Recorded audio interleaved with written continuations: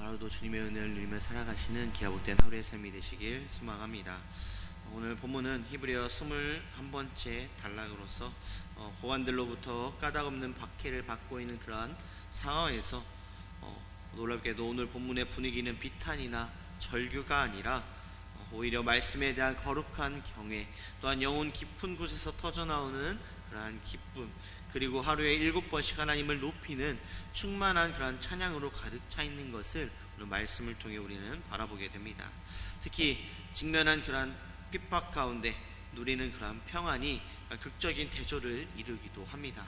이것은 환경을 바라보지 않고 영원히 변치 않는 언약의 그런 말씀을 바라보았음을 뜻하며, 우리는 말씀을 통해서 평안의 근원이신 예수 그리스도를 바라보아야 함을 우리에게 말씀하고 있습니다. 세상이 주는 평안과 예수님께서 주시는 평안은 다르다라는 사실입니다. 세상의 평안은 환경이 평안할 때 유지되지만 그리스도의 평안은 환경이 흔들릴 때에도 유지됩니다.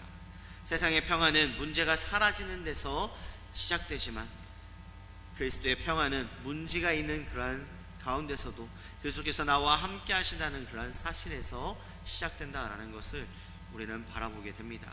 먼저 161절 말씀에 보면, 고관들이 거짓으로 나를 핍박하오나 나의 마음은 주의 말씀만 경외하나이다 라고 말씀합니다. 문제가 있었고 박해가 있었으며 억울함이 있었음을 오늘 말씀을 통해 보게 됩니다. 그런데 그 상황에서 다윗은 어떻게 나아갔나요? 말씀을 붙들었다라고 말씀합니다. 평안한 환경에 있는 것이 아니라 오히려 권력을 가진 사람들이 자신을 공격하고 있다라고 말씀합니다. 더 힘든 것은 그 공격의 근거가 진실이 아니라 거짓으로라는 것입니다. 이것이 우리의 삶에는 때때로 경험하는 힘들고 어려운 그런 고통 가운데 있는 일 가운데 하나임을 우리는 생각해 봅니다. 내가 잘못해서 어려움을 당하는 것이 아니라 잘못하지 않았는데도 오해를 받을 때가, 또한 진실을 말했는데 거짓말쟁이라는 소리를 들을 때가 있음을 우리는 돌아보게 됩니다.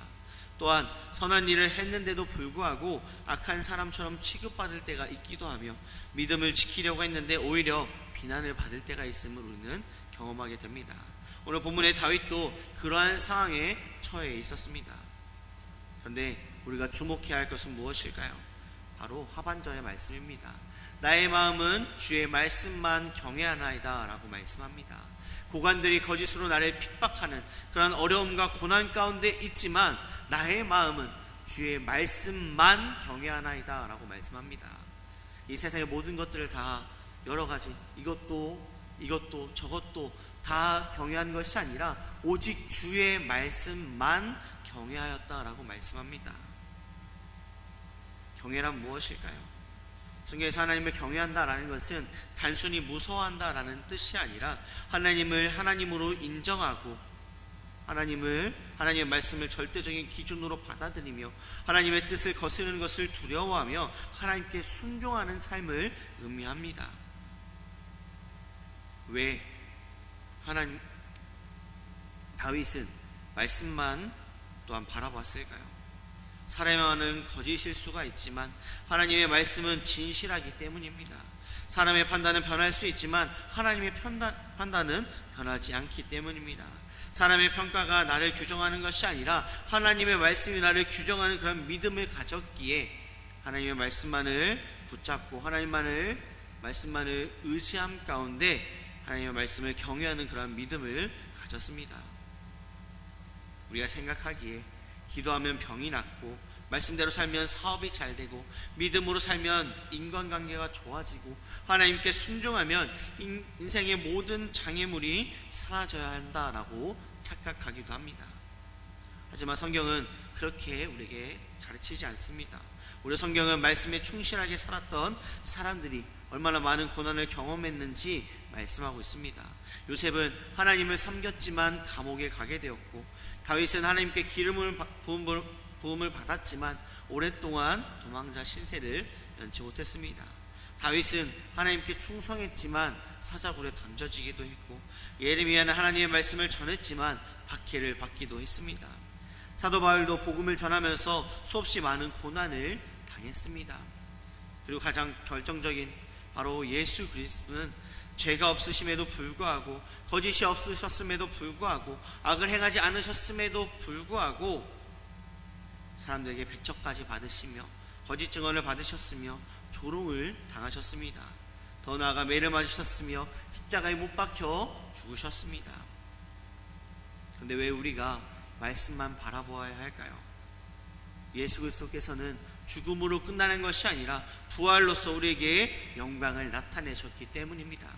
세상의 것은, 세상의 거짓들이 아무리 나를 핍박할지라도 우리는 세상의 것을 의지하고 세상의 것들로 나아가는 것이 아니라 오직 나를 구원하신 예수 그리스도를 바라보며 나의 마음이 오직 주님만을 경외하는 그런 믿음의 삶으로 나아가야 함을 말씀하고 있는 것입니다.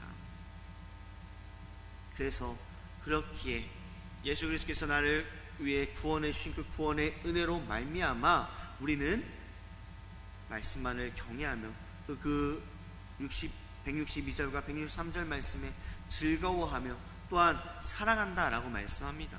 더 나아가 164절 말씀에서는 주의 의로운 규례들로 말미암아 내가 하루 7번씩 주를 찬양하나이다 라고 말씀합니다. 하루에 7번, 성경에서는 7이라는 숫자는 완전함과 충만함을 나타냅니다. 그렇기에 여기서 말하는 이 7번은 하루에 7번만 하나님을 찬양한다라는 것이 아니라 삶 전체가 하나님의 말씀 때문에 찬양함으로 가득 차 있다라는 것으로 바라볼 수가 있습니다. 무엇으로 찬양할까요? 주의 의로운 규례들로 말미암아 찬양한다라고 말씀합니다. 예수 그리스도로 말미암아 우리는 찬양하며 즐거워하며 주님을 사랑하는 그런 믿음의 삶이 되어야 함을 말씀합니다. 그렇기에 오늘 다윗은 고관들의 그러한 거짓된 핍박으로 말미암아 힘듦과 어려움과 고난 가운데 있을지라도 주님만을 바라보며 주님만을 의지하는 그런 믿음을 살았다고 말씀하고 있습니다. 주의 의로운 규례들은 또한 무엇을 말씀할까요? 그리스도께서 우리를 위하여 죽으시고 부활하셨다라는 복음의 말씀입니다. 환경은 아무리 변해도 십자가는 변하지 않습니다. 내 감정이 흔들려도 부활은 사실이다라는 것입니다. 사람들이 나를 버려도 그리스도께서는 자기 백성을 버리지 않으십니다. 그렇게 우리는 하나님을 찬양하며 즐거워하며 사랑할 수가 있는 것입니다. 더 나아가서 우리가 주님 앞에 찬양하며 나아갈 때에 어떠한 결과가 있을까요? 165절 말씀에 보면 주의 법을 사랑하는 자에게는 큰 평안이 있으니 그들에게 장애물이 없으리이다 라고 말씀합니다. 히브리어에서 이 평안은 샬롬이라고 말씀합니다.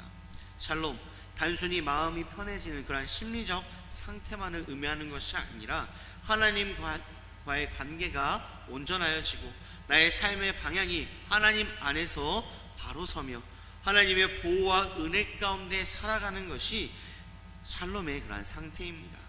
그렇기에 성경적인 이 평안은 단순한 그런 감정의 상태가 아니라 하나님과의 관계에서의 흘러나오는 영적 상태를 샬롬이다라고 말씀합니다. 우리는 반드시 예수 그리스도를 바라보아야 합니다. 예수 그리스도께서 주시는 참된 평안을 누리며 나아가는 우리의 삶이 되어야 합니다. 그런데 우리의 삶은 어떠한가요? 참된 평안을 누리며 살아가고 있는 것이 있지 않는 것이 우리의 삶의 그런 현실입니다. 평안이 삶을 살아야 되는데 평안하지 않는 그런 삶을 살아가는 우리의 모습 가운데 왜 우리는 평안이 없는 그런 삶을 살아가게 될까요? 궁극적으로 죄 때문입니다. 하나님과의 관계가 깨어졌기 때문입니다. 아무리 좋은 환경을 만들어도 하나님과의 원수가 된 우리에게는 우리의 마음에는 참된 평안이 없습니다. 돈이 많아도 불안하기도 하고 성공해도 불안합니다.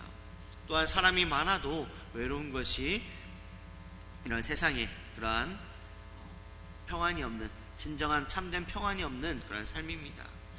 그렇기에 우리는 세상적인 조건을 갖추어도 죽음의 문제를 해결할 수 없는 우리의 삶 가운데 예수 그리스도께서 십자가에서 우리의 죄를 담당하셨다는 그 사실, 우리의 죄를 통해서 하나님과 원수가 되었던 우리를 하나님과 화목하게 하셨던 하나님의 그 은혜, 에베소서 2장 14절 말씀, 그는 우리의 화평이신지라 라고 말씀하신 것과 같이 우리의 죄를 위해 십자가에 죽으시고 죽으심에서 끝나는 것이 아니라 부활로서 우리에게 참된 평안을 주신 예수 그리스도의 은혜를, 예수 그리스도의 사랑을 기억하며 나아가는 우리의 믿음의 삶이 되어야 합니다. 요한복음 14장 27절 말씀에 보면 평안을 너희에게 끼치노니 곧 나의 평안을 너희에게 주노라. 내가 너희에게 주는 것은 세상이 주는 것과 같이 아니하니라. 너희는 마음에 근심하지도 말고 두려워하지도 말라라고 말씀합니다. 예수 그리스도께서 주시는 평안은 참된 평안입니다. 변화는 없어지는 그러한 세상의 평안이 아니라 온전히 변하지 않고 영원한 예수 그리스도께서 주신 참된 평안, 참된 샬롬을 누리며 나아가는 우리의 믿음의 삶이 되시길 소망합니다. 말씀을 정리하고자 합니다. 어제 우리가 고난 가운데 홀로 있는 자들에게는 어디로 가야 하며 또 무엇을 먹으며 또한 어떻게 전해야 하는가에 대해 말씀을 들었습니다. 주일 목사님 설교 말씀 가운데 예수 그리스도께 나아가야 하며 예수 그리스도께서 주시는 얼굴의 떡, 즉 생명의 떡을 먹고 누리며 또한 그것을 전하는 삶이 되어야 한다라고 말씀을 들었습니다. 우리의 삶도 그렇습니다. 오늘 하루의 삶을 살아감에 있어서 우리의 인생을 살아감에 있어서 변하는 그러한 세상의 것을 의지하는 것이 아니라 또한 힘든가 어려움 가운데 있을지라도 변하지 않는 또한 영원한 예수 그리스도께서 주신 참된 평안을 온전히 누리며 나아가는, 온전히 주님의 말씀만을 붙잡고 예수 그리스도만을 의지하며 나아가는 우리의 믿음의 삶이 되시길 소망합니다. 기도하시겠습니다.